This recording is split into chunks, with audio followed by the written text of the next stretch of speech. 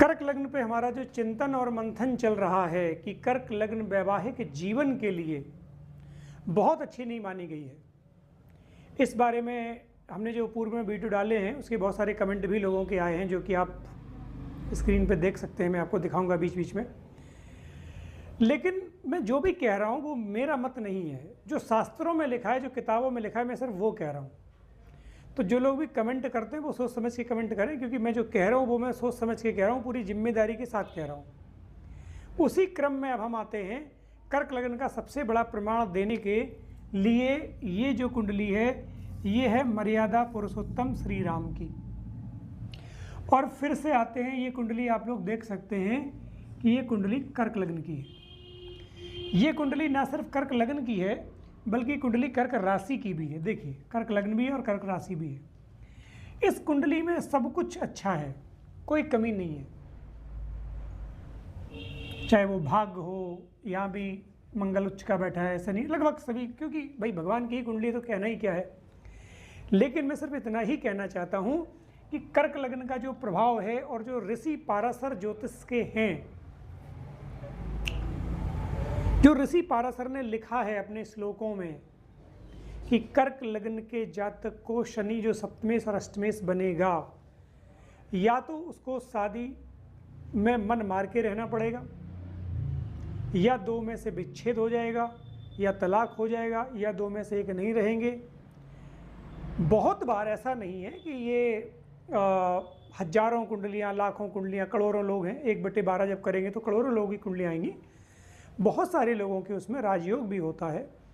जैसे मैं ऐसे भी लोगों को जानता हूँ जिनके कुंडली में राजयोग है, लेकिन मैक्सिमम जो परसेंटेज है वो खराब है। जैसे मैंने आपको बताया ना कि 100 में से अगर आप 100 कुंडलियाँ कर्क लग्न की उठाएंगे, उसमें से 70 लोगों की मैरिड लाइफ खराब निकलेगी या सेक्रीफाइस वाली होगी कर्क और सिंह में। चलो, ये तो थे भगवान, समझ में आता है।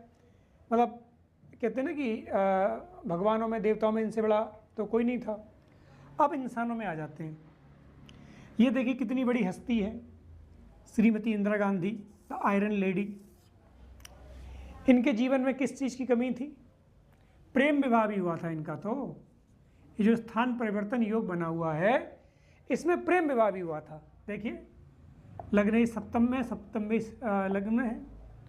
और एक चीज़ बताऊं, कर्क लग्न वालों को और सिंह लग्न वालों को ज़्यादातर इंटरकास्ट मैरिज की ओर प्रेरित करता है शनि, या एक्स्ट्रा मैरिटल अफेयर, या फिर इंटरकास्ट अफेयर भी हम कह सकते हैं। क्यों? क्योंकि सैटर्न है। और यही कारण है कि इंदिरा गांधी की जो शादी थी वो क्या थी? इंटरकास्ट थी।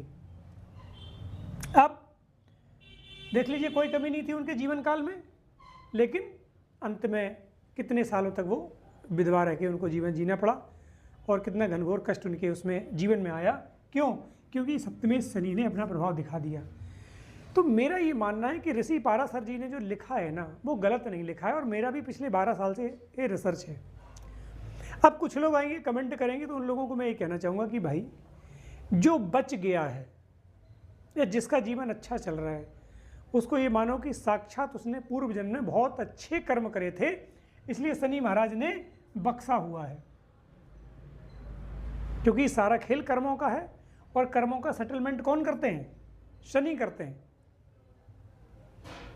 तो इसीलिए अगर आपने पूर्व जन्म में बहुत अच्छे कर्म किए हैं, और अगर आपकी कर्क लग्न में शादी अच्छी चल रही है, मतलब आप सौभाग्यशाली नहीं हैं, आप परम सौभाग्यशाली हैं। कर्क लग्न की कुछ विशेषताओं के साथ आपसे अगले वीडियो में फिर मिलेंगे। नमस्कार।